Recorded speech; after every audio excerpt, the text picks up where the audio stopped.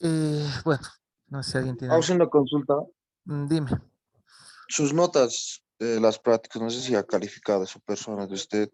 Lo voy a publicar la siguiente semana. He estado con muchos percances. Sí, las tengo. Solo que como en el curso son bastantes, si mal no recuerdo son 60 o 70 prácticas. Y sí las he alcanzado a revisar, tanto uno y dos, pero no de todos. Ya, dice así, un motor de inducción. Este es el ejercicio que el anterior les había mostrado y les había indicado que está en el Chachman, ¿no? Eh, bueno, dice así, un motor de inducción trifásico de 460 voltios, tensión de línea, 460 voltios, ¿no? Tensión de línea. 25 HP es la potencia nominal, ¿no? En el eje del motor. 60 Hz la frecuencia a la que está conectada. Conexión en estrella. Nos indica que la máquina tiene 4 polos y tiene los siguientes parámetros que ya están referidos al estator, ¿no? Como la anterior clase les había dicho, si ustedes ven una comilla encima de la DR o DX, significa que está referido al estator, ¿no? No es necesario hacer la conversión. Eh, Respecto a la relación de transformación de tensión y de corriente, ¿no? Tenemos la resistencia del estator, que es 0.641 ohmios, la resistencia del estator, la resistencia del rotor, 0.332 ohmios, pero referido al estator, ¿no? La reactancia del estator es 1.106 ohmios y la reactancia del rotor es 0.464 ohmios, ¿no? Está referido al estator, ¿no? Tiene una reactancia de la rama magnetizante de 26.3 ohmios. Esto lo vamos a hacer un poco rápido porque, como les digo, el método que está aquí es el mismo método que usa Chapman en su libro de máquinas eléctricas, ¿no?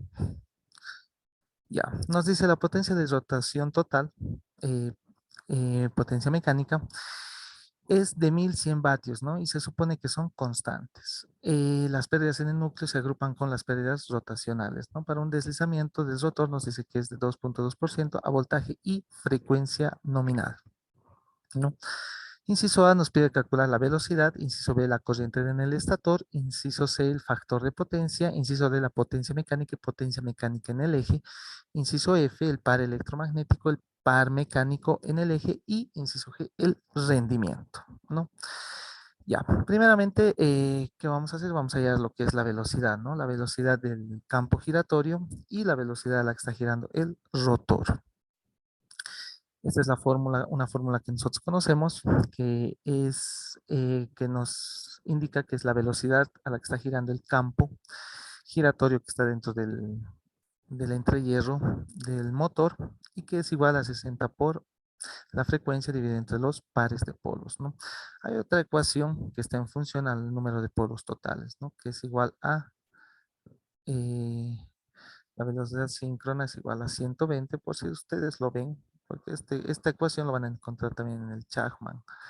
Si ustedes revisan el libro, dividido entre los pares de polos, ¿no? Total de número de polos, ¿no? 120, lo único que varía es la constante, ¿no? No es 60, es 120, ¿no? Está en función al número total de polos. Eh, ya. Entonces, la velocidad de sincronismo es igual a 1800 RPM, ¿no? Revoluciones por minuto, ¿no? Si nosotros quisiéramos obtener esa velocidad, pero en radianes sobre segundo, no es más que ecuación que hemos visto en la anterior clase, 2pi por la frecuencia dividida entre los pares de polos, ¿no? 2pi por 60 dividido entre 2 nos da 188.5, ¿no? Otra forma de obtener este mismo resultado, la velocidad eh, la velocidad del campo en radianes sobre segundo es igual a 1800 multiplicado por 2pi dividido entre 60, ¿no? Nos da como esto 188.45, ¿no? Que equivale a ser 0.88 igual a 0.5, ¿no? De una o de otra forma podemos obtener el mismo resultado, ¿no? Y para hallar la velocidad del rotor, esta ecuación, por ejemplo, la he sacado de los apuntes del texto del docente, y es igual a 1 menos el deslizamiento multiplicado por la velocidad de sincronismo, ¿no? Nos da como resultado 1760.4 RPM, ¿no? Y si nosotros queremos esa velocidad en radianes sobre segundo, simplemente lo multiplicamos por 2pi y lo dividimos entre 60. Esta conversión, si mal no recuerdo, ya la hemos hecho, ¿no? ¿De dónde viene? Ya. Bueno, entonces de esa forma podemos obtener lo que es la velocidad, ¿no? Resultados idénticos al que está en el Chapman, como les digo. Eh, para el inciso B nos pide hallar la corriente del estator. Y para hallar la corriente del estator, obviamente necesitamos conocer el circuito equivalente de la máquina, en este caso del motor de inducción, pero lo vamos a graficar o dibujar como un circuito T, ¿no? Este es el circuito T de la máquina de inducción, en su circuito equivalente T, ¿no? Donde podemos observar que acá están los parámetros eh, del estator, la impedancia del estator, la impedancia de la rama magnetizante y la impedancia del rotor, ¿no? Por ejemplo, para hallar la corriente en el estator también hay otras formas. Aquí nosotros, para mí en lo personal, me parece que este método es el que mejor se entiende si ustedes revisan cualquier otro texto. Por ejemplo, el Kostenko no, si bien utiliza ecuaciones del circuito T, pero no tiene como tal, ¿no? Algún ejemplo. Pero el Chapman sí tiene, ¿no? Este ejemplo del circuito T, ¿no? Donde se puede obtener los parámetros de la corriente que está consumiendo el motor y otros parámetros como son, ¿no? La potencia y el par y el rendimiento, ¿no? Entonces, este es el circuito T. ¿Cómo podemos obtener, cómo podemos obtener la corriente de entrada, ¿no? La corriente que está entrando al motor? Una forma es todo este circuito volverlo en una impedancia equivalente, ¿no? Ese es el método, en mi opinión, más sencillo, ¿no? Hay otros métodos. Hay otro método que es un poco más largo. No lo he hecho por no quiero causar confusión. eh, y no lo voy a mostrar acá. Pero si ustedes a modo de practicar tratan de resolverlo de otra forma, tiene que salirles los mismos resultados, ¿no? Al final el procedimiento no altera el resultado. Ya. Em, ya, entonces este es el circuito T, ¿no? Y vamos a obtener la impedancia equivalente, ¿no? Como les había dicho. Por ejemplo, esta es la impedancia del rotor y que está expresado en su forma compleja y en su forma polar. Como ustedes pueden observar, no voy a entrar en detalle en esto, ustedes ya saben cómo hacer esto. Ya, y voy a obtener lo que es esa impedancia equivalente que les decía. Esa impedancia equivalente puede partir, miren, aquí por ejemplo la impedancia del rotor está en paralelo con la impedancia de la rama magnetizante, ¿no? Puedo obtener, puedo obtener de ahí una impedancia equivalente, ¿no? Y esa impedancia equivalente en paralelo se suma en serie con la impedancia del estator, ¿no? Y podemos obtener lo que es la impedancia equivalente de todo el circuito. Ahí ustedes en su pantalla pueden observar, ¿no? Lo que les acabo de mencionar. Impedancia equivalente en paralelo y toda la impedancia en más la impedancia en serie. Esto también no voy a entrar en detalle. Muchos de ustedes en su calculadora directamente ya lo pueden hacer esto, ¿no? Y nos da como resultado, si queremos obtener el valor en un número polar, el valor de la impedancia equivalente fasorialmente nos da 14.057 con un ángulo de 33.68 ohmios. Ángulo de signo positivo que nos indica que el, todo el circuito equivalente es resistivo inductivo, ¿no? Ya, ahora aquí, bueno, aquí por lo menos vamos a obtener, miren acá por ejemplo, si usted se fija en el circuito equivalente, este circuito equivalente es en una fase, ¿no? Y es el circuito equivalente de una fase, ¿no? Entonces la tensión de entrada se supone que es la tensión de fase, ¿no? Ustedes saben que en conexión estrella, la tensión de fase no es igual a la tensión de línea, ¿no? Me acuerdo que el anterior semestre en la práctica, eso justamente creo que cambió en uno de los enunciados del ingeniero. Conexión en estrella y lo cambió a conexión en triángulo, ¿no? En una conexión en triángulo, la tensión de fase es igual a la tensión de línea, ¿no? Si hablamos en una conexión delta, ¿no? Triángulo. Una conexión en estrella, la tensión de fase es la tensión de línea dividida entre raíz de 3, ¿no? Sé que muchos de ustedes conocen ya esta ecuación, pero no está de más recalcarlos, porque cuando he revisado la práctica del anterior semestre, muchos mantenían, sigue, si les decía conexión triángulo, lo mantenían como conexión estrella, ¿no? Esos pequeños detalles también tienen que considerar, compañeros. Eh, y son conceptos que ustedes ya deberían dominar. Ya, entonces de ahí podemos obtener, ¿no? La tensión de fase, porque es conexión estrella, necesitamos la obtención de fase. 460 dividido entre raíz de 3 nos da como resultado 265,55 voltios, ¿no? Entonces, podemos obtener la corriente del estator, ¿no? La corriente del estator, la corriente que está consumiendo el motor, va a ser igual a la tensión de fase dividida entre la impedancia equivalente, ¿no? Todo en fasor y nos da como resultado, bueno, haciendo esa división nos da como resultado 18,893 con un ángulo de menos 33,68, ¿no? Y eso es el inciso B. El inciso C, ¿cómo podemos obtener? El inciso C, recuerden que el factor de potencia es igual al coseno del ángulo tita, que es el ángulo tita, el ángulo de desfase que existe entre la tensión y la corriente, ¿no? Nuestra referencia siempre va a ser nuestra tensión de fase, ¿no? Y este es nuestro ángulo de desfase entre esa tensión y esa corriente. Eh, y bueno, el factor de potencia no es más que el coseno de ese ángulo, ¿no? Y nos ha como estado 0,832, ¿no? Eh, inductivo, ¿no? Es inductivo, ¿no? Ese factor de potencia o en retraso. Ya. Bueno, hasta aquí creo que simplemente estamos haciendo un repaso de todo lo que ustedes ya saben, ¿no? Simplemente todos los conceptos que ustedes han aprendido en circuitos 1, circuitos 2 y otras materias, lo estamos aplicando acá ahora, ¿no? En un circuito equivalente.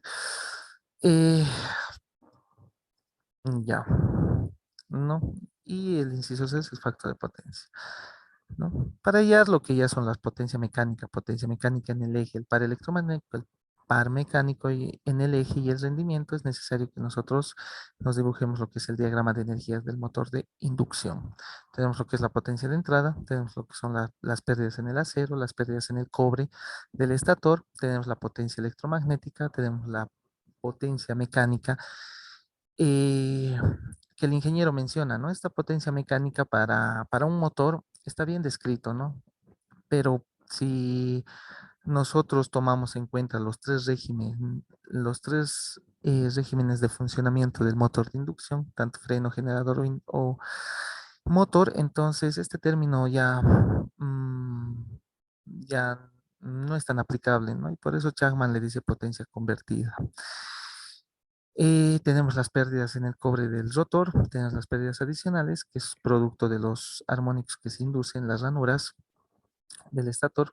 No es un cilindro perfecto. Y las pérdidas mecánicas, ¿no? Que pueden ser por fricción y ventilación, ¿no? Si se dan cuenta, toda la potencia que consumimos no se transforma, ¿no? Como potencia útil. Hay pérdidas en la máquina. Y eh, hay pérdidas en la máquina. Es inevitable eso. Entonces, el diagrama de energías del motor de inducción, ¿no? Entonces, por medio de ese diagrama de energías vamos a ir obteniendo los parámetros que nos pide. Eh, bueno, acá por ejemplo, en el enunciado nos dice que esas pérdidas en el núcleo se están agrupando con las pérdidas rotacionales, ¿no? Las pérdidas mecánicas. Y ahí es el mismo, ¿no? El mismo flujo, ¿no? Entonces, ya, para obtener la potencia de entrada no es más que ecuación que también ya la conocen, ecuación de circuitos trifásicos, potencia activa, 3 por la tensión de fase, por la corriente de fase, por el coseno del ángulo tita o el factor de potencia, ¿no? Otra fórmula con la que ustedes pueden utilizar es igual a raíz de 3 tensión de línea, corriente de fase o de línea, eh, por el coseno, ¿no? El coseno del ángulo tita. Y este coseno del ángulo tita es el factor de potencia, ¿no? Otra fórmula que pueden utilizar y les tiene que salir el mismo resultado, ¿no? Ya. Entonces, esa es otra fórmula, ¿no? Reemplazando datos, tenemos la tensión de fase, tenemos la corriente de fase o la tensión, la corriente que está consumiendo el rotor en una fase y el factor de potencia, ¿no? Y nos da como resultado 12.525 kilovatios, ¿no? Bueno, está en kilovatios, ¿no? Ya. Las pérdidas en el cobre no es más que 3 multiplicado por la corriente de entrada elevado al cuadrado por la resistencia del estator, ¿no? Nos ha conversado 686.413 vatios. Simplemente estamos haciendo uso de las fórmulas, ¿no? La potencia electromagnética no es más que la potencia de entrada menos las pérdidas en el cobre, ¿no? Del estator, ¿no? Nos da como resultado, reemplazando datos, 11.839 kilovatios, ¿no? Y la potencia convertida, que está en función al deslizamiento, que es igual a uno menos S multiplicado por la potencia electromagnética, ¿no? La potencia electromagnética. Esta ecuación vamos a utilizar en el último ejercicio eh, como concepto. Es muy importante esta ecuación. Incluso ustedes han debido observar que se menciona bastante esta ecuación. Esta ecuación permite demostrar muchos conceptos dentro de lo que es la máquina de inducción. Y ahí, bueno, reemplazando datos nos da 11.578.6 kilovatios, ¿no? Bueno, en realidad es 11, ¿no? Aquí es el punto, ¿no? 11.578 kilovatios, ¿no? Y esa es la potencia convertida y luego la potencia de salida en el eje de la máquina no es más que la potencia convertida menos esas pérdidas rotacionales más las pérdidas en el núcleo, ¿no? Que son igual a 1.100 vatios, ¿no? Entonces, reemplazando datos nos ha convertido 10.478.6 vatios, ¿no? Y kilovatios sería 10.478, ¿no? Y para el inciso E, simplemente, esta ecuación igual está en el texto guía. Eh, en Chapman está, ese era el motivo por el que les estoy mostrando esto, ahora que me estoy acordando, es las simbologías que estamos manejando. O sea, si bien estamos obteniendo los mismos resultados, pero estamos acoplándolo a las ecuaciones que nosotros ya conocemos. Me acuerdo que un semestre, no me acuerdo si era en verano o el anterior semestre, este ejercicio ha dado el ingeniero como práctica. Y no falta los que han copiado del libro, ¿no? De Chapman, que está con otra simbología, ¿no? Y bueno, incluso está esto mismo, ¿no? Está con otra simbología en Chapman, ¿no? Y no ha faltado, ¿no? El que lo ha copiado de ahí directo. Si van a ver algún otro método, siempre traten de compararlo, ¿no? Con las ecuaciones que ustedes están viendo en la materia. Si alguien de ustedes quiere especializarse en esto que es máquinas eléctricas, motores de inducción, aprobando la materia seguramente va a adquirir más conocimiento a través de otros libros, ¿no? Y ahí recién yo creo que pueden empezar a hacer comparaciones y usar ecuaciones que a ustedes les parezca más fácil. Pero recuerden que en la materia tienen que usar ecuaciones o símbolos o ecuaciones que el docente maneja. Él, por ejemplo, en sus clases dice, ¿no? Es la única forma de poder saber a qué ustedes están refiriéndose cuando sacan un determinado parámetro, ¿no? Entonces, tomen en cuenta eso. Y el inciso el par electromagnético, que es igual a una fórmula que es igual a la potencia electromagnética dividida a la velocidad de sincronismo en radianes sobre segundo, ¿no? Pues reemplazando datos nos da como estado 62.824 newton metro. Y el par en la salida es igual a la potencia de salida dividida entre la velocidad del rotor en radianes sobre segundo, expresada en radianes sobre segundo, y nos da como resultado 56.841 newton metro, ¿no? El inciso F no es más que el rendimiento, no es más que la potencia de salida dividida entre la potencia de entrada. Reemplazando datos, no sé qué es 83.658%, ¿no? Y ese es este ejercicio, ¿no? Utilizando el circuito T. Bueno, no sé si hasta aquí tienen alguna duda o consulta.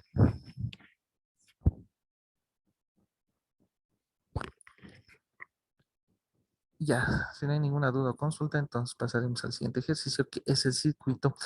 Ahora vamos a verlo, el mismo ejercicio, pero como un circuito L aproximado, ¿no?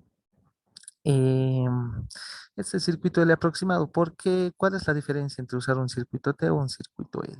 ¿No? La diferencia es en la corriente de magnetización, ¿no? Necesitamos que para hacer análisis o para estudiar la máquina de inducción, necesitamos que la corriente de magnetización sea constante, ¿no? En el circuito T esa corriente no es constante, no varía dependiendo de la carga, pero modificando ese circuito a un circuito L, entonces podemos obtener un circuito donde la rama magnetizante, ¿qué es esto? La rama magnetizante sea constante, ¿no? Y eso no lo digo yo, ¿no? Lo dice también el Kostenko. Ya, entonces este circuito equivalente, el anterior ya habíamos visto, ¿no? Cómo convertir esos parámetros, ¿no? Eh, para obtener los parámetros del circuito L no es más que la resistencia R1 mayúscula es igual a sigma multiplicado por la resistencia del estator, ¿no? Eso nos da como resultado 0.679 ohmios, ¿no? Esto, por ejemplo, como les había indicado en otras clases, los decimales es un... Bueno, a mí me gusta hacer con bastantes decimales, ¿no? Yo creo que ustedes haciendo con dos o tres es suficiente, pero no está de más que hagan cuatro, ¿no? Pero estoy muy acostumbrado a hacer con cuatro decimales. Eh, bueno, tres o dos, ¿no? Alguna vez he visto que el docente maneja tres o dos. Sí, bueno, es un defecto mío, ¿no? Usar tantos decimales. X1, parámetro del circuito L no es más que sigma multiplicado por la reactancia del estator, nos da como resultado 172 ohmios, ¿no? R2, que es el parámetro de la resistencia del rotor, la resistencia del rotor en parámetros del circuito L es igual a sigma 1 elevado al cuadrado multiplicado por la resistencia del estator referido al rotor, ¿no? Ojo, esto es muy distinto a lo que hemos hecho en la anterior clase, ¿no? La anterior clase, por ejemplo, si nosotros simplemente teníamos la resistencia del rotor,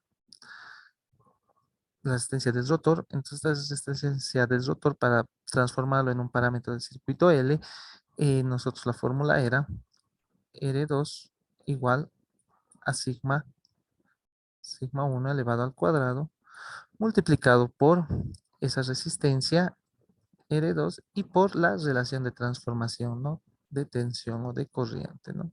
Elevado al cuadrado. En este caso, eh,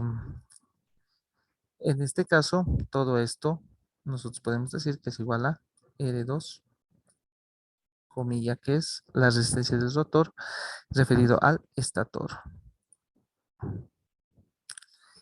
Ya, entonces haciendo esa aclaración, entonces reemplazando datos, podemos decir que es igual a 0.361, ¿no? Y la reactancia del del rotor, perdón, en parámetros de circuito L es igual a sigma multiplicado por X, la reactancia del rotor referido al estator. Son datos 0.521 ohmios, ¿no? Esta reactancia bueno, es un parámetro que también se va a necesitar para las ecuaciones, para introducir las ecuaciones, ¿no? También recuerden que la reactancia en cortocircuito no es más que la reactancia del estator más la reactancia del rotor, pero en parámetros del circuito L. ¿No? Y bueno, está como ustedes 1.693 ohmios, ¿no? Aquí le falta ohmios, ¿no?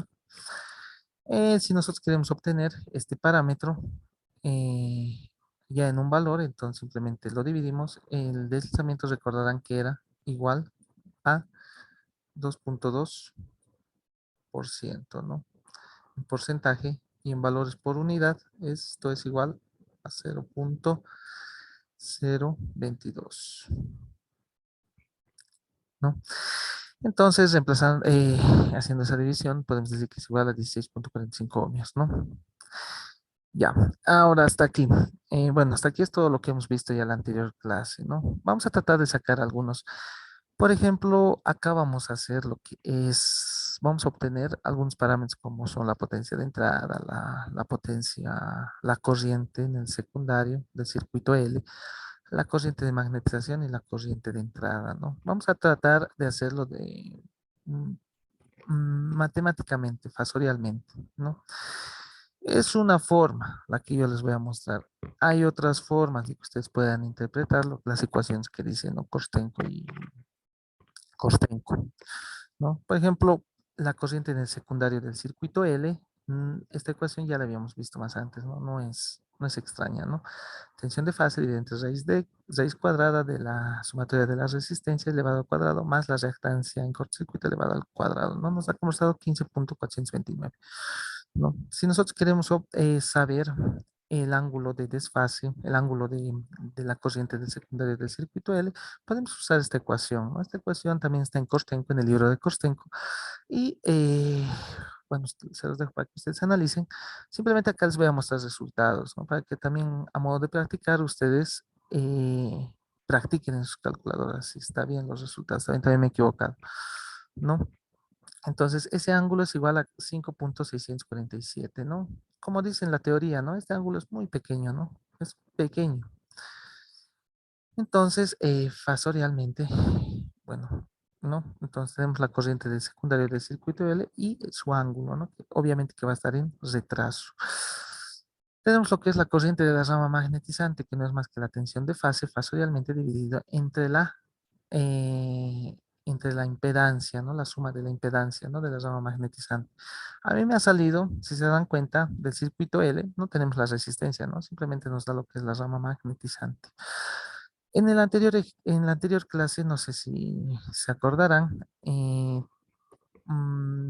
esta reactancia de la rama magnetizante, cuando es en condiciones normales, cuando la reactancia de la rama magnetizante puede estar en serio paralelo, habíamos visto que la rama magnetizante en ambos parámetros, dependiendo del circuito, solían ser muy próximos, ¿no? En este caso eh, no lo está considerando, ¿no? Chapman, esa resistencia de la rama magnetizante, directo está considerando lo que es la reactancia de la rama magnetizante, ¿no? Entonces, acá igual, de la misma forma, yo obtenía un resultado 9.687 con un ángulo de menos 88.66. Recordarán ustedes que esta corriente de la rama magnetizante suele ser un valor entre 20 y 45%, ¿no? De la corriente nominal suele estar. Eso es ya. Y la corriente de entrada, si yo sumo todos estos parámetros que les había dicho, me ha salido a mí 19.1 con un ángulo de menos 35.7. En el anterior ejercicio, por el circuito T, me ha salido ¿cuánto? 18.93, ¿no? Y con el circuito L me ha salido 19.1, creo, ¿no? Se dan cuenta, son muy próximos, ¿no? Eh, ya. Eso, bueno, eso también ustedes lo van a corroborar con la teoría, ¿no? Si lo que yo estoy diciendo está bien. Ya, la potencia de entrada, por ejemplo, tenemos lo que es la corriente de entrada, tenemos la tensión de fase 3 y el coseno. Por ejemplo, acá podemos obtener, ¿no? ¿Cómo podemos obtener el factor de potencia con el circuito L? Simplemente es el coseno de este ángulo, ¿no? Tienen todos los parámetros, como les digo, aquí simplemente yo les voy a mostrar lo que son resultados, ¿no? Y nos sale 12.521.8 vatios, ¿no? La potencia, ¿no? Las pérdidas en el cobre, del estator, podemos usar esta fórmula que nos recomienda Kostenko, 3 multiplicado por la corriente del secundario del circuito L elevado al cuadrado multiplicado por la resistencia del estator en parámetros del circuito L, ¿no? Nos da 750, ¿no? Las pérdidas en el cobre del rotor, reemplazando igual estos datos, nos da como estado 258.435, ¿no? La potencia electromagnética no es más que la potencia de entrada menos esas pérdidas en el cobre del estator, nos da 11.771, ¿no? Otra forma de obtener estas pérdidas en el cobre en el rotor es igual al deslizamiento multiplicado por la potencia electromagnética, ¿no? Nos da como estado 258.96, ¿no? Casi hemos sacado valores muy, muy próximos, ¿no? Tanto con una fórmula con otra fórmula. De la misma forma, la potencia electromagnética podemos obtener con esta ecuación, ¿no? Esta ecuación nosotros la podemos obtener a partir del circuito L, ¿no? Y nos da como resultado 11.748. Aquí varía, ¿no? Varía un poco, pero es próximo también, ¿no? Los resultados. Y lo que es la potencia convertida, ¿no? Que no es más que uno menos el deslizamiento multiplicado por la potencia electromagnética y nos da 11.512.8 vatios, ¿no?